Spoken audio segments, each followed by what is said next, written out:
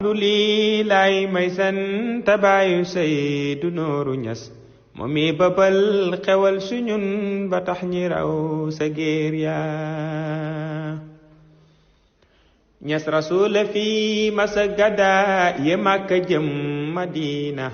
ñaareel ba yaa gadaay fii ci Kawlak ñëw Madina Useynu sañ ca ko fataay Ñas yow nga sañ ca Koosi li day na xam si zaayiru batin ba loolu wóoruma